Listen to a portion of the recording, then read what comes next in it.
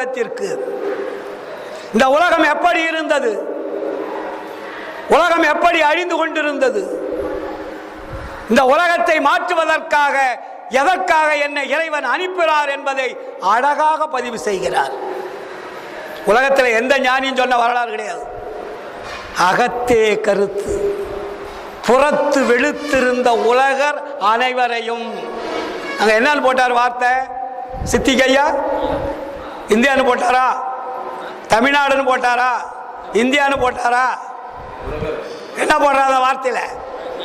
அகத்தே கருத்து புறத்து வெளுத்திருந்த உலகர் அனைவரையும். Total world.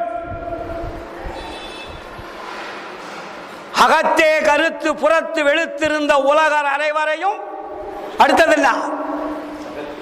சகத்தே திருத்தி சன்மார்க்க சங்கத்தை அடைவித்திட இகத்தே பரத்தை பெற்று மகிழ்ந்திடுவதற்கென்றே இறைவன் என்னை வருவிக்க உற்றேன், அருளை பெற்றேனே.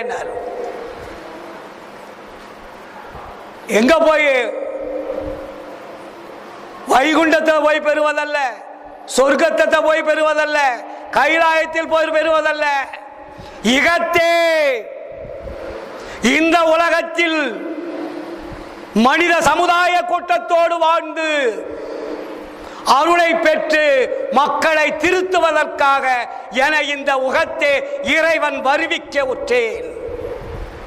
சாதாரணமான வார்த்தையா இது? இன்னும் அடுத்தது தெளிவாக சொல்லுகிறார். பேருற்ற உலகில் ஒரு சமயம் அதன் எரியலாம், பேய்பிடிப்புற்ற பிச்சு பிள்ளை விளையாட்டு என்று உணர்ந்திடாது. எதுவுமே உணரல. காட்டினவனும் உணரல, கடைபிடிச்சவனும் உணரல, வாழ்ந்தவனும் உணரல. எப்படிப்பட்ட உலகமா?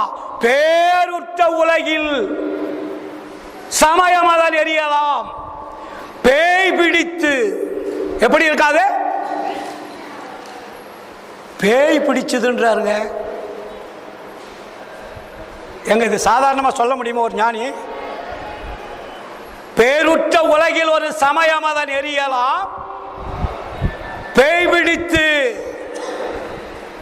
எப்படி பேயா? குரங்கு போல். குரங்கு பேய் பிடிச்சா எப்படி இருக்கும்? குரங்கே முதல் தாவி தாவி போறது. அதுக்கு பேய் பிடிச்சிட்டு அதனுடைய வேலை எப்படி இருக்கும்? அதுபோல் பிச்சு பிள்ளை விளையாட்டு என்று உணர்ந்திடாது உயிர்கள்